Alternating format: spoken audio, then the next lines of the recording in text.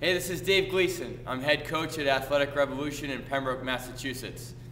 When we think about youth fitness training, we think about things like strength and flexibility, cardiovascular training. Those are the big words that go out there, especially to parents, if not fitness professionals and strength coaches, personal trainers that work with young athletes. But when we talk about how to set kids up for long-term success, as I know with my own children, Trevor and Andrew, yes, I want them to be successful now, but boy, I wouldn't sacrifice that for their long-term success down the road.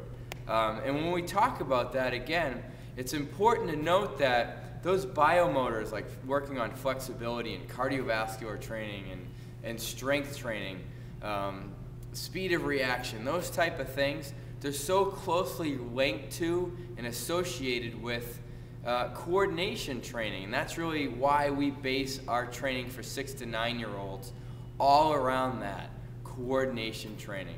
We envelope that with fun, but what the kids don't realize is, we still work on those biomotors, but most of the activities that I'll pick out when I'm doing my programming are based on coordination. So we'll work on things like rhythm, reactivity, balance, kinesthetic differentiation, every single factor of coordination you can possibly think of. Because if you think about it this way, we all know what a foundation does, okay? And a strong foundation sets up the future, really. If you don't have a strong foundation, you cannot move forward.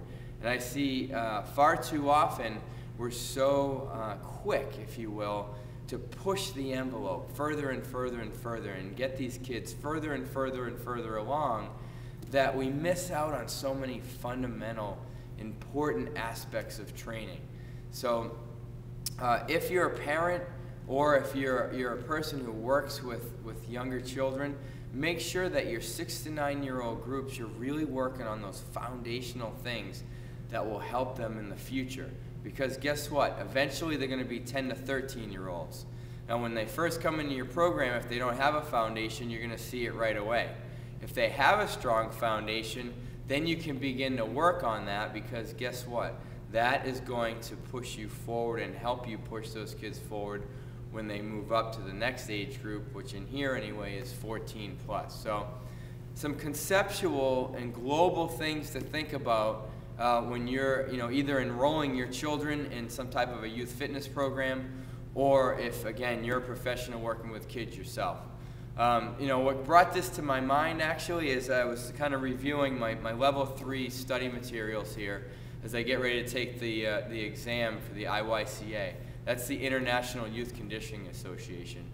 That's what they deal with, how to properly train kids of all ages, of all ability levels, how to set them up for success now and in the future. So if you get a chance, check out the IYCA as well. Their website is iyca.org, simple as that.